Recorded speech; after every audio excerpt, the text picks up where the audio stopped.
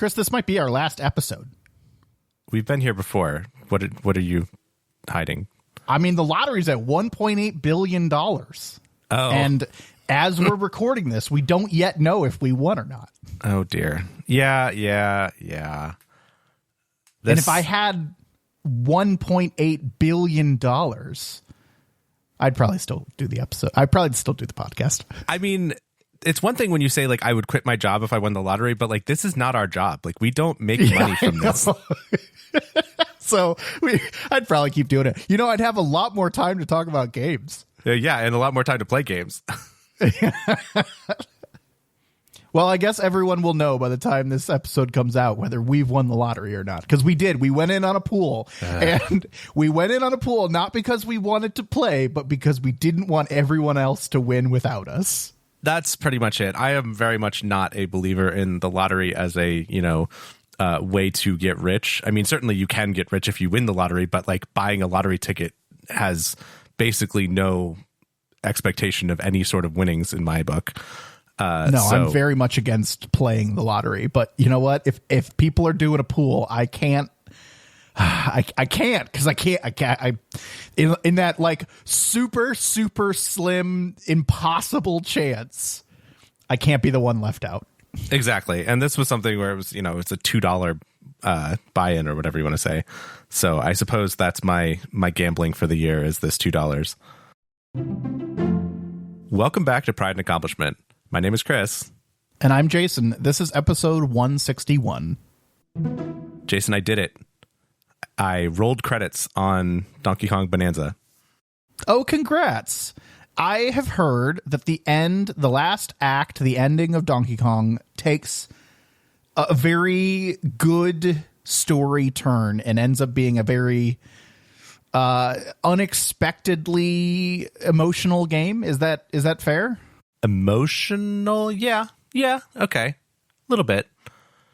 I'll give you that. Just something where, I mean, okay, maybe emotional is not the right word because I haven't rolled credits. I've just heard about the end of the game in a non-spoilerly way. And I have heard that for the Super Smash, break things, throw rocks kind of game, you get a surprisingly good story at the end. Yes, I would agree. I think that it does take a nice turn and gives the whole game a better story than it had up to that point. Okay, good. Cool. Is it going to win, an Oscar for best story or whatever? Probably not. But it was good. I have my D-brand case coming tomorrow, maybe. So I will probably try it out, and in trying it out, I will probably boot up DK Bananza a little bit more. I don't know that I'll get to roll credits before I hop on a plane again, which I am hopping on a plane. I'm taking a trip at the end of this month, so maybe that's when I'll get some more time to finish it. Yeah, it was definitely very fun. I went in, at the end of last episode, I said that I was gonna play Donkey Kong and I was gonna get this new Kirby game and all this stuff, and I made myself not play Kirby until Donkey Kong was done, right? Till I rolled credits. But also, I found once I had rolled credits on DK, I went to go play Kirby, and then like after 10 minutes, I was like, I would rather be playing post game DK stuff. Like I'm gonna go back and play some more DK. Yeah. Wow. Okay. All right.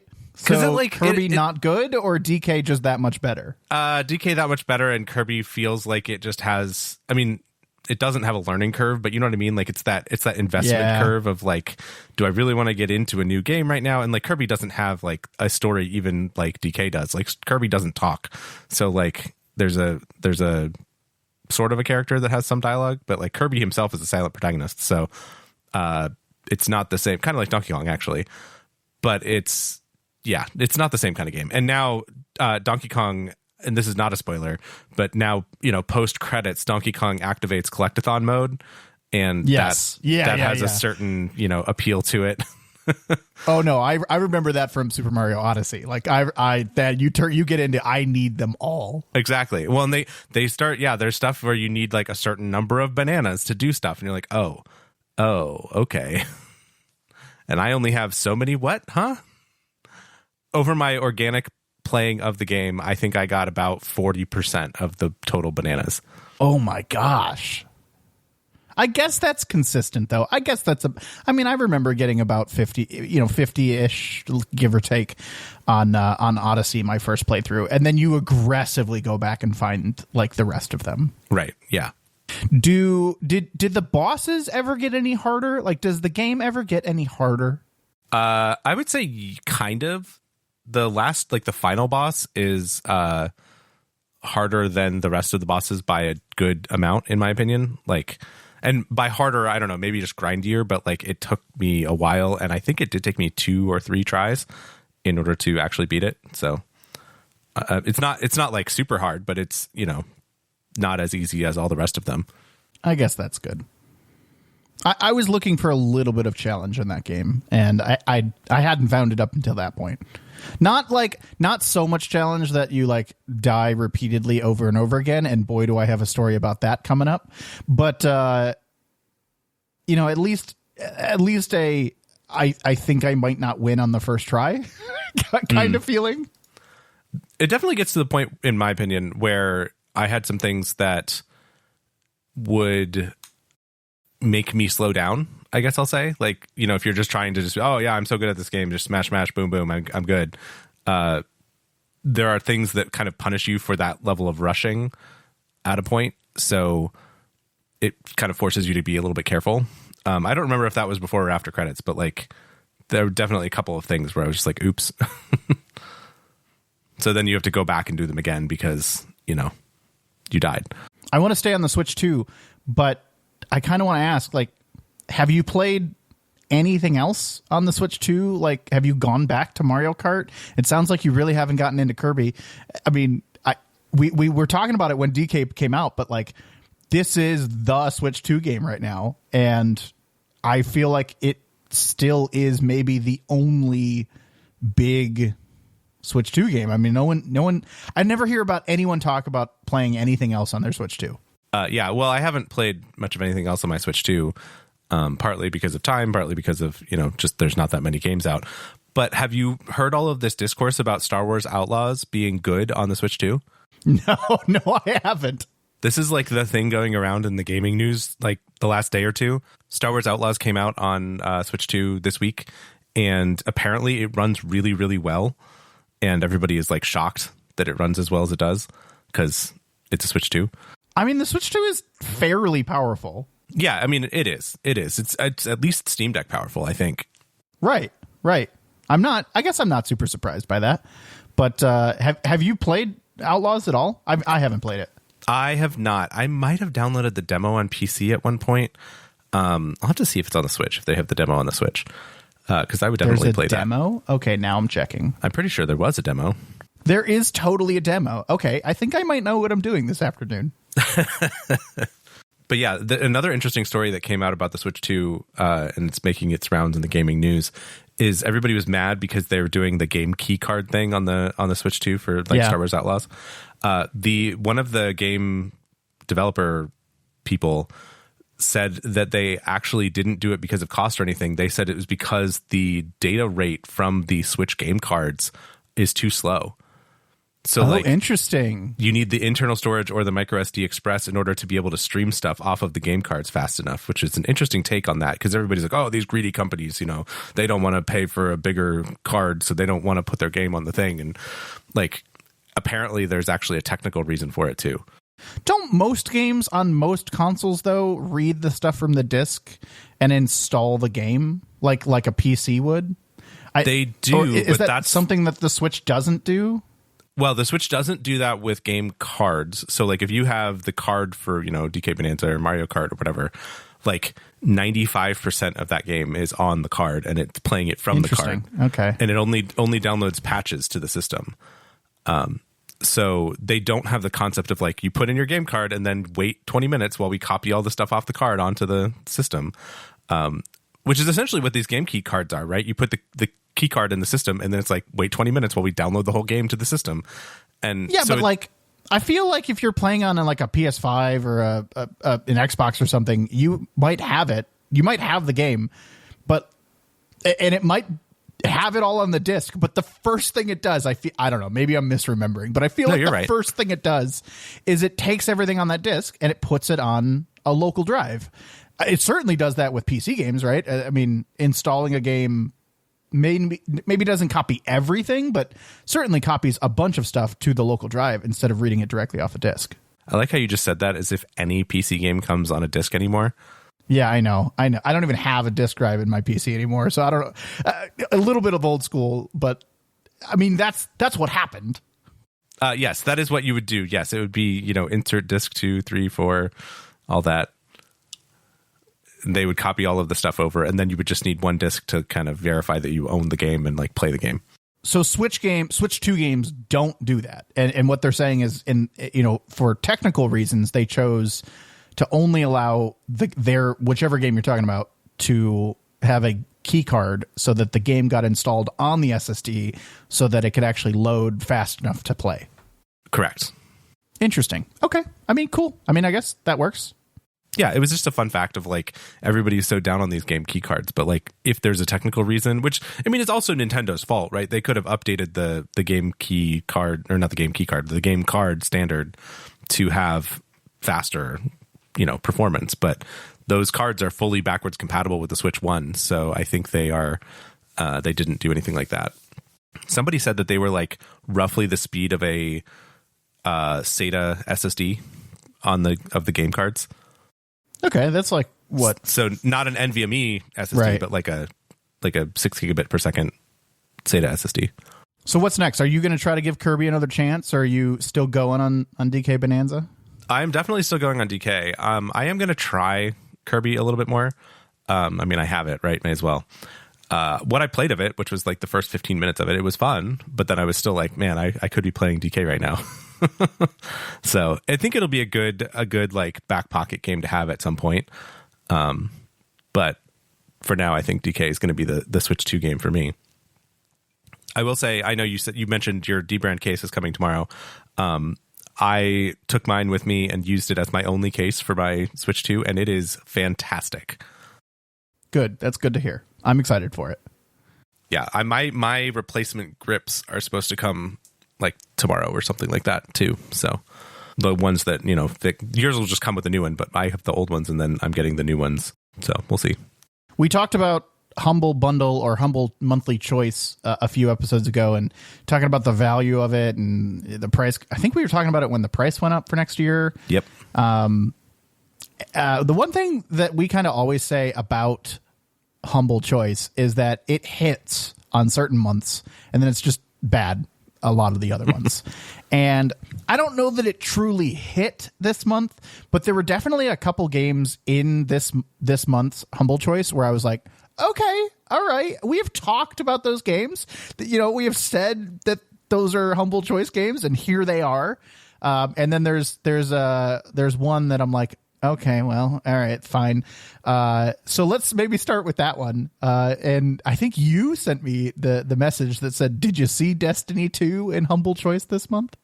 Oh, yeah. No, it's funny because we have talked off and on about, oh, man, we don't want to get Destiny because, we're only going to play for a minute and it's very expensive and for what it is, et cetera, et cetera. I just want to play the story.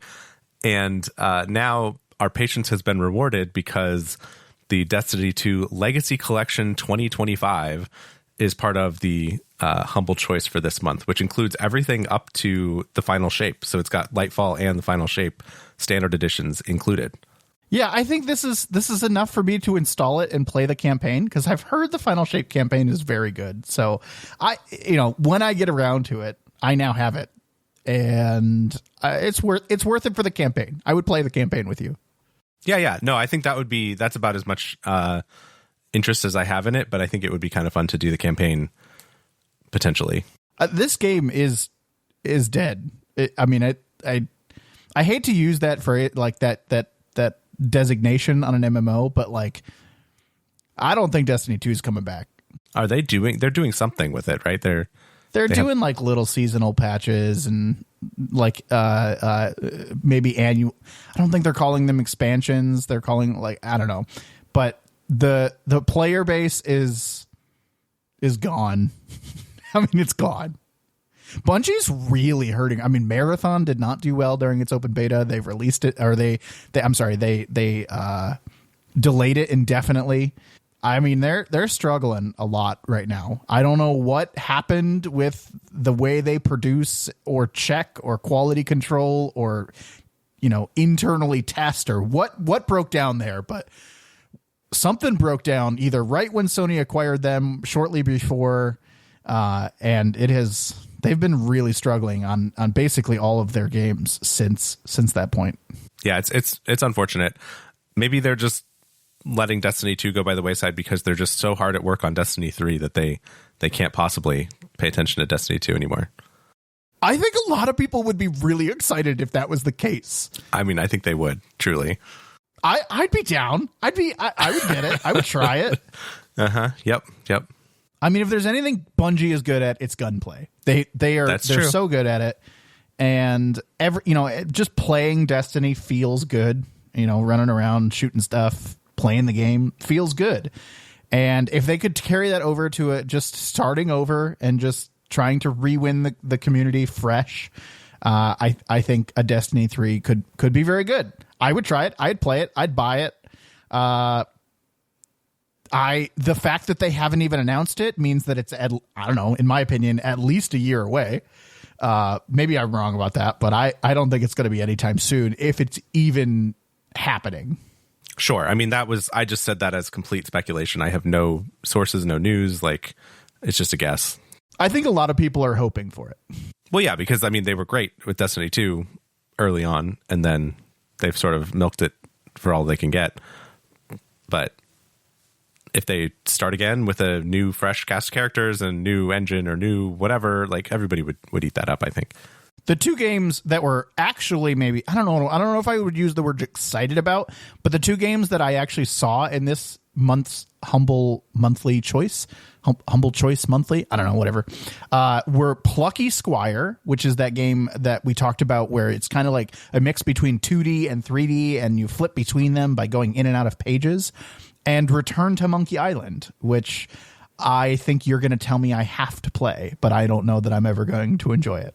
Oh, I don't know anything about Return to Monkey Island particularly. I mean, I never played the originals, but I have played the first 10 minutes of Return to Monkey Island, I think 3 times on Game Pass at various times. It's an old school point and click adventure game. Apparently it's very good, but I don't know. The draw behind it is that it's a LucasArts game, right? Correct. It is or was. Yes. There's a lot of, or at least a few references to Monkey Island and maybe a whole storyline related to Monkey Island in Sea of Thieves. Yes. Yeah. There's a whole place you go to the island. Maybe it's Monkey Island. I don't know, but there's a whole scenario set where you go through and yeah, they have all these references and such, that are in Sea of Thieves. And I've played that and it's pretty well done. So I feel like I have to at least try it. And I guess it was on Game Pass, but now I can try it on my Steam Deck. So we'll see if that works. Nice. But Plucky Squire is the bigger one for me. I mean, we had talked about getting it and playing it. The game looks so cool.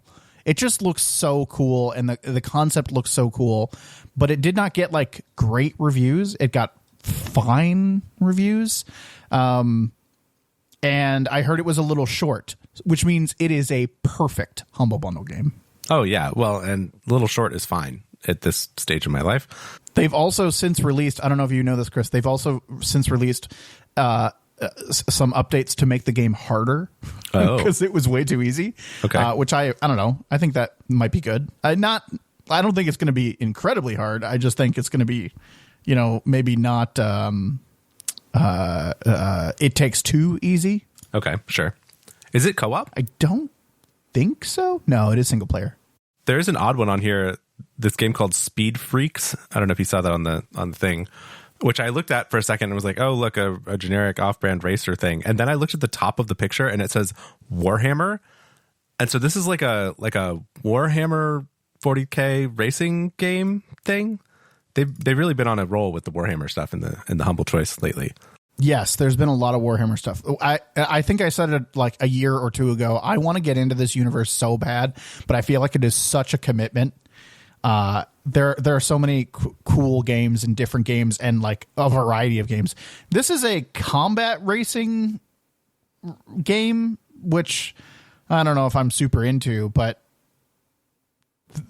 yeah, I mean, when I first saw it, I was like, "Oh, that's not Warhammer," and that, or it's just a weird game, like it's a Mad Max game or whatever. No, Warhammer. I don't know how it fits into the universe, but there it is. The last one that caught my eye, I've never heard of it before, but I'm always on the lookout for like decent, maybe fun platformers, and it looks like they released a game called Grapple Dog. This game does not look like a Jason game in the least.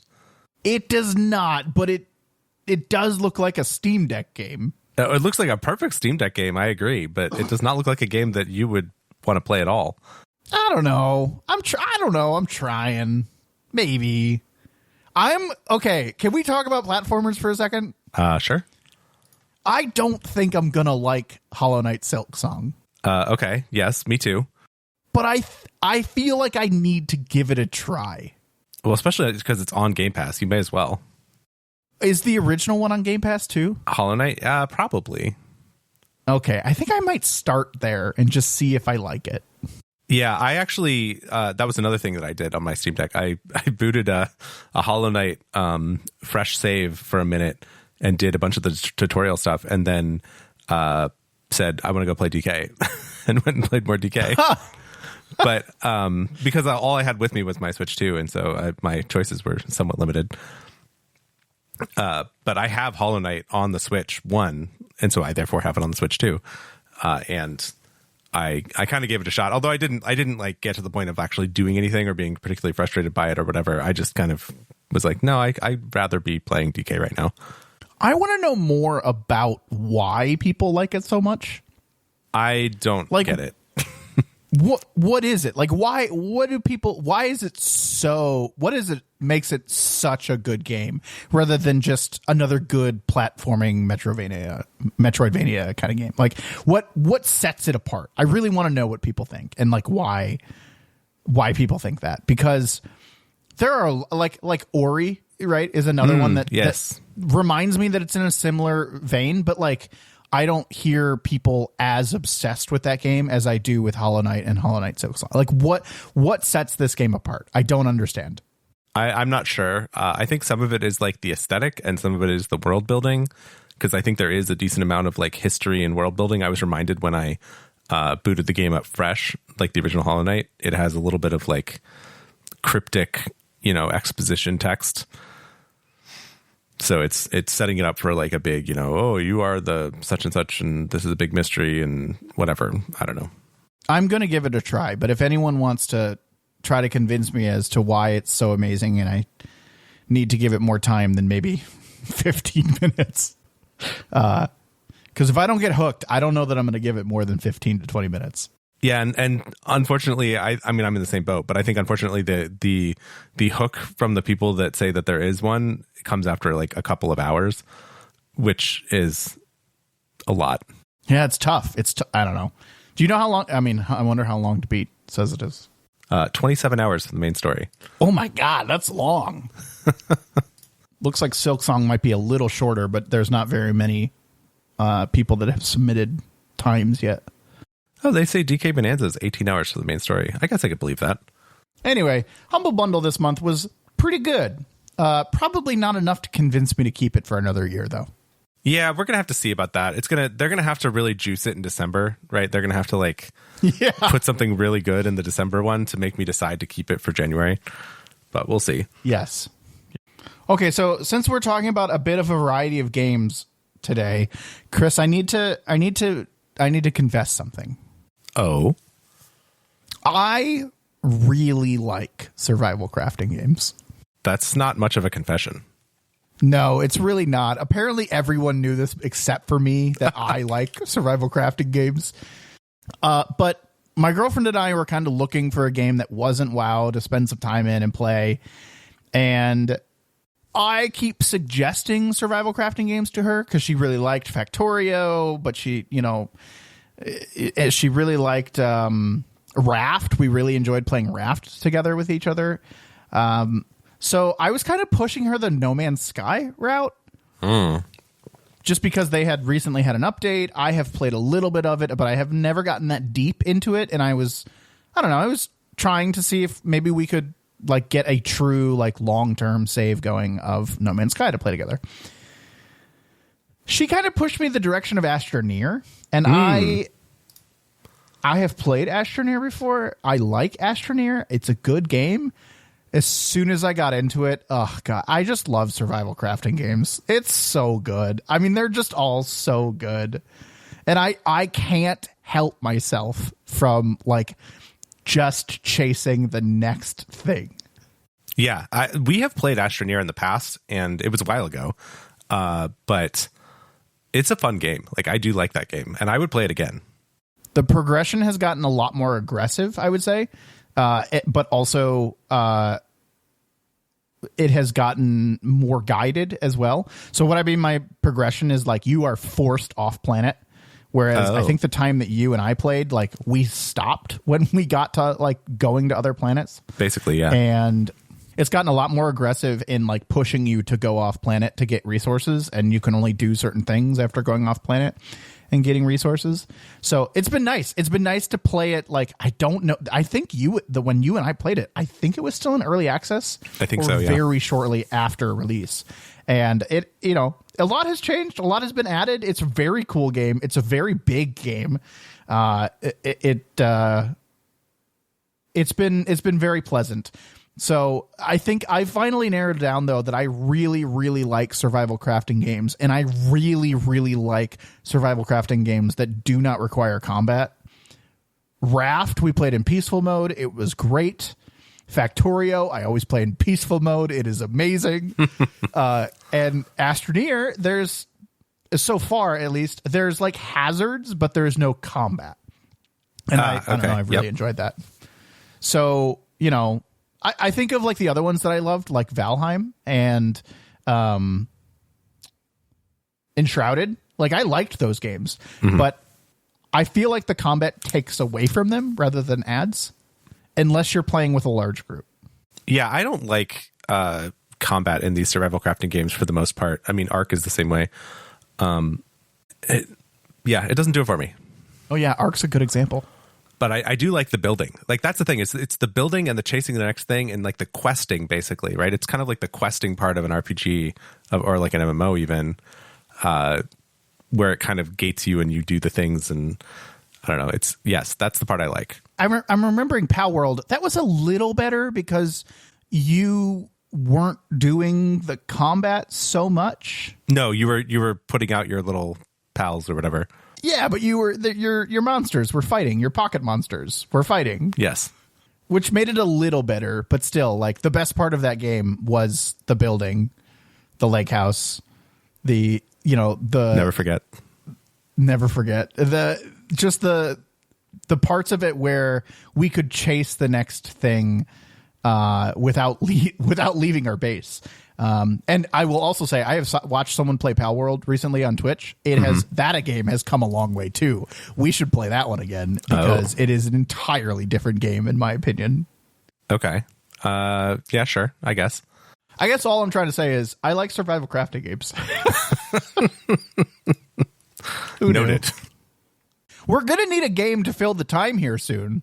I mean, why? Because World of Warcraft Season 3 is going to drag on way too long. And by way too long, you mean by any more than another 3 weeks? Yeah, I mean, I'm basically done. So we're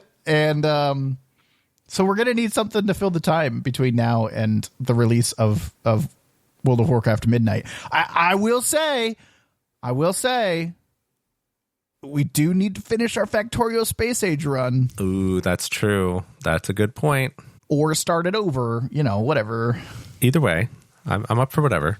That's a good idea. That's a good bad idea. Bad good idea. Yeah, I don't know. It is a good bad. It's a bad idea. Yeah, I did have a chance. I've been away for a week or so, but I did have a chance to do one raid in World of Warcraft just before I left, and boy, that was fun. I missed raiding. That was really fun. Yeah. Raiding with a group is fun, and winning is fun. Winning is fun. Progressing, as long as it's not super slow, is also fun. Absolutely. I mean, that's the whole race to world first thing. Like, watching other people progress is fun. Yeah. Yes. While I can have something else on. I did achieve my goal this season, Chris. Yeah? I told you at the beginning that I was going to try my absolute very hardest to become a DPS main, and it's happened. My DPS character has a higher mythic rating than my tank. It has higher eye level. I play more hours on my DPS.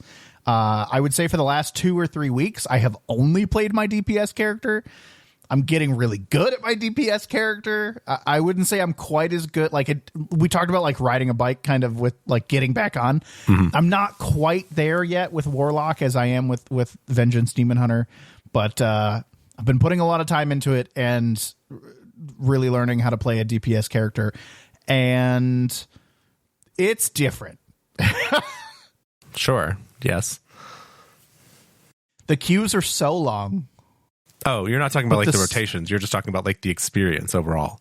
It's different. Yeah, the experience. I would say the queues are so long. It's so boring. I don't know. You have to find other things to do while queuing, where like as a tank, you're just like, I would like to do this now. And they're like, okay, you can do that now. So you have to like plan a little bit as a DPS character to be like, okay, I'm going to start queuing and then I'm going to go do something else while I've queued. The challenge there, in my opinion, is when choose the thing to do, it has to be something interruptible.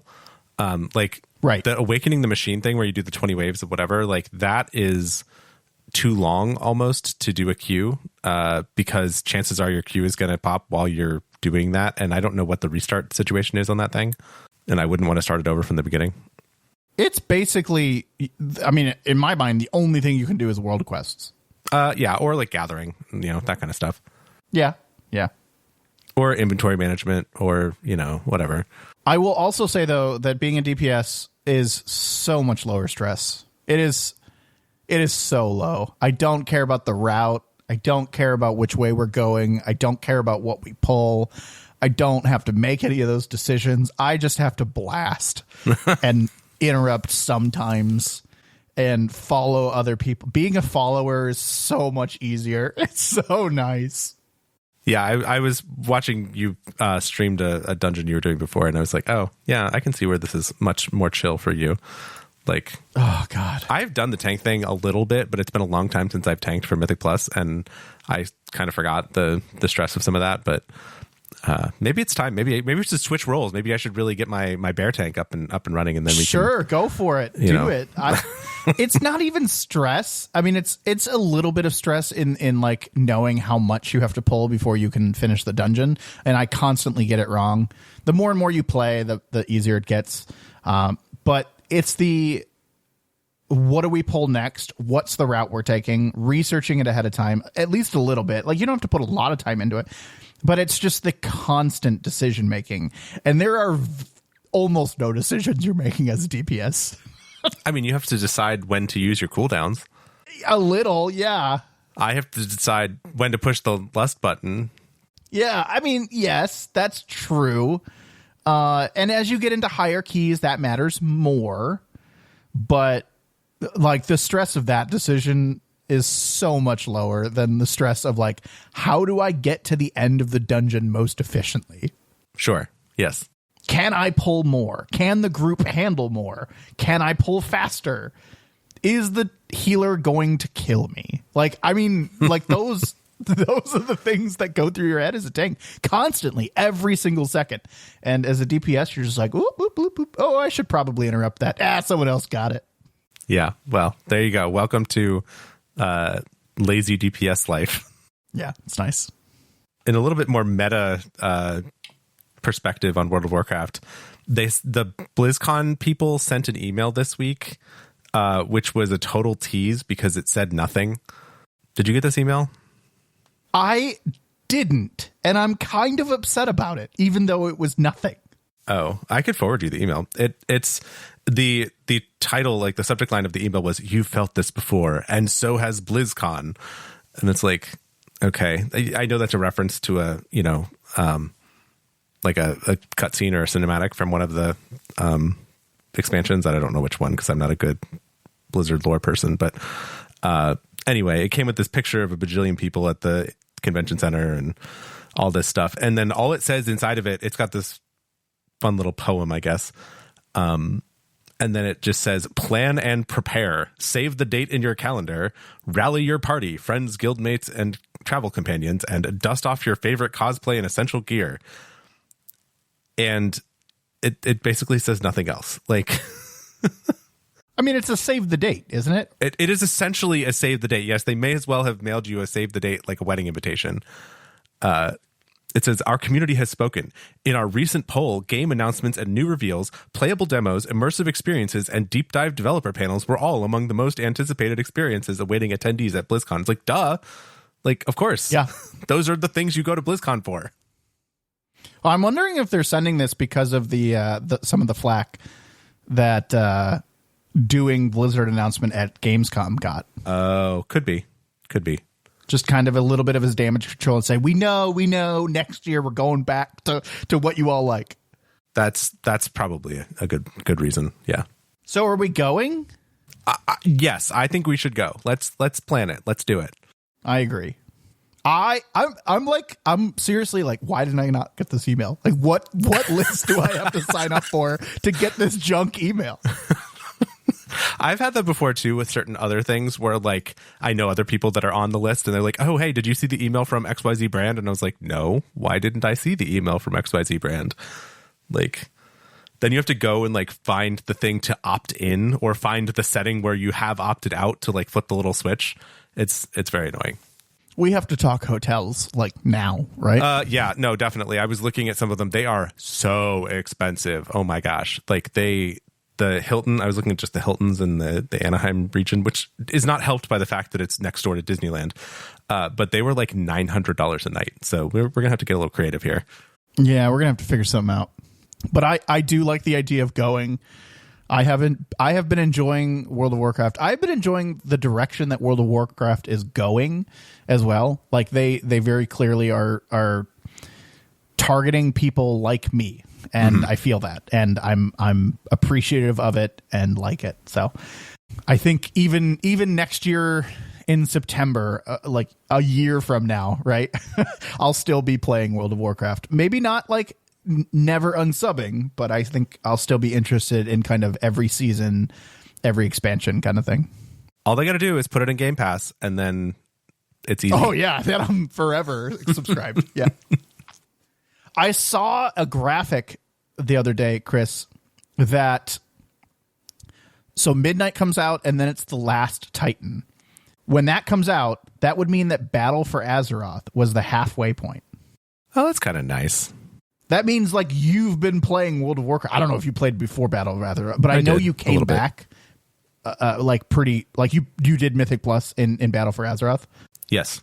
And I came in Shadowlands, which was right after that. Mm-hmm. And it's crazy to me to think that I've been playing or have been buying the expansions for half of World of Warcraft's lifespan. Like I just did not think I was that much of a player, right? Like I was like, oh, I missed like, I don't know, 80% of World of Warcraft's history. No, I didn't. I missed, I don't know, a little over half.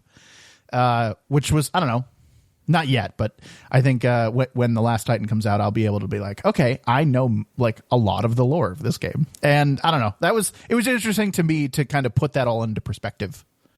Yeah, that's cool. I never thought of it that way. I mean, I missed, the first 3 or 4 expansions and then started playing a Cataclysm, which I think was like the 4th expansion, 5th maybe, I don't know. And then was off and on. But yeah, BFA was when I first really got into it. But the Warcraft lore and all of that, that's the other reason that BlizzCon is interesting to me, is because like, even as I'm not like going to go dress up in my cosplay and go, do whatever at BlizzCon, I still like know that IP pretty well. Like if I went to a League of Legends, esports event or whatever, I would not have any idea what most of the things were. And like, I'm sure I'm going to find that to be the case in Blizzard stuff as well. But like even more so to something that I'm not as familiar with like that. So of all of the like gaming related live in-person things I could do, it would be this and Dota 2. Those are the things that I know enough about that I feel like I could go and not be like completely fish out of water. I mean, as long as there isn't a Team Fortress 2 convention, right? Woof. I mean, Yes, okay. I'm not sure I remember enough about TF2 at this point to be able to say that I would know that, but Dota 2, I definitely still know enough about it that I could. You've got a couple thousand hours in TF2. It'll come back. That's true. And there was only 9 characters at the time. So I could keep track of all of those. Boy, there are more World of Warcraft expansions than there were characters in Team Fortress 2. That's wild.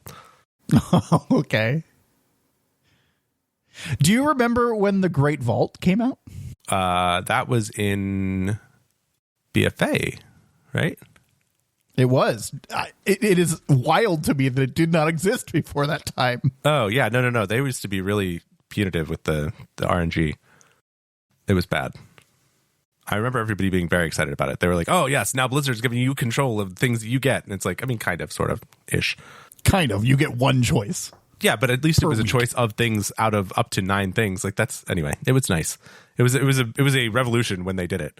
Well, until recently, it was only 6 things because you and I are not going to PvP. That's true. But it has been very nice. The Dells are basically my only Great Vault at this point. I mean, I'm doing some raiding on Sundays, but it's normal, which my gear is higher than that, so I don't really ever select anything. But it's still fun to do. Yeah, but it's still fun. It's still fun to have somebody calling the fights and saying like, okay, everybody go over here, everybody go over there, and everybody just like executes, and it's really good. Like it's very fun. Oh yeah, no, I'm totally with you. That's why I do it. I don't need the gear. I like going to raid. Yep. All right, well, who wants to go to BlizzCon with us? And maybe split a hotel room. Split a very expensive hotel room. Yeah. So, you know what I'm going to do right now, Chris? What? I'm going to go download the Outlaws demo. Oh, yeah. Good idea. I didn't know it was there. I didn't know it was a thing on Steam. So that's what I'm going to do.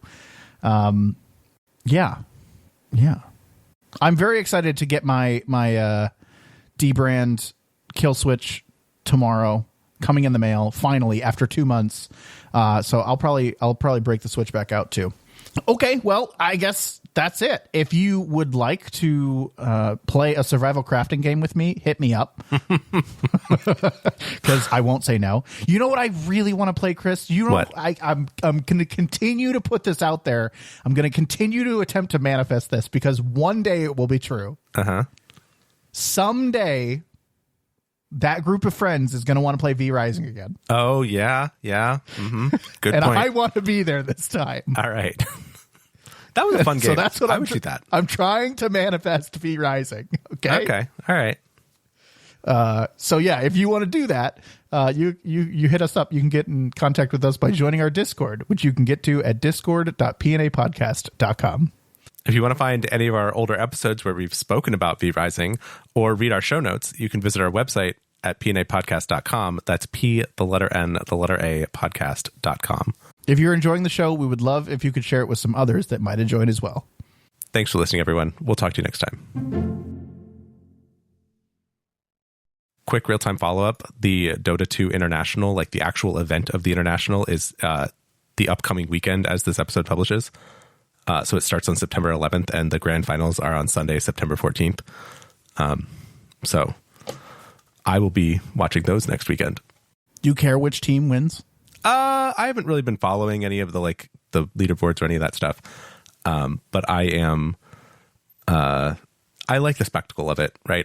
And the other thing is right now, I think actually as we speak, they are doing the semifinals or the playoffs or whatever. So I might actually right now, pop up on Twitch and see what's going on with them, just to kind of see where they stand.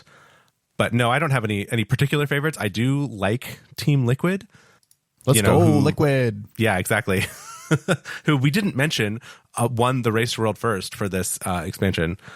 So I Team think Liquid we mentioned it last episode because I watched it extensively. That's right. We did mention it. Yes, you're right. We did mention it.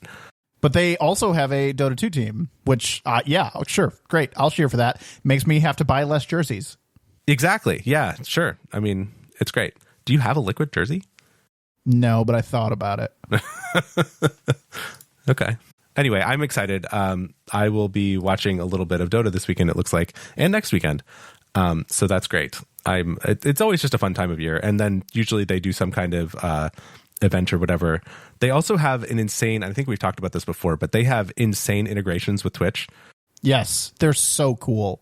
Like if you're watching the Twitch stream, you can mouse over the spells on the cast and it will show you the details of those spells for the active character that they're watching right now. And then they select a new character and you mouse over their spells and it shows you those. It's so cool. Do you know now that you can click on them and it will show you the spell, like the spell? Oh, it shows you the little video. That's funny. That's the little video. It is like it's getting so good. Their tech team for Valve, for all of the crap that everybody gives them, like for not making games, they do a lot of other stuff. Like yes. They work hard on the technology to doing things. They make Steam Decks. They do all this Twitch integration stuff. Like there are people at Valve that are doing stuff, but unfortunately for most people, none of that is making games.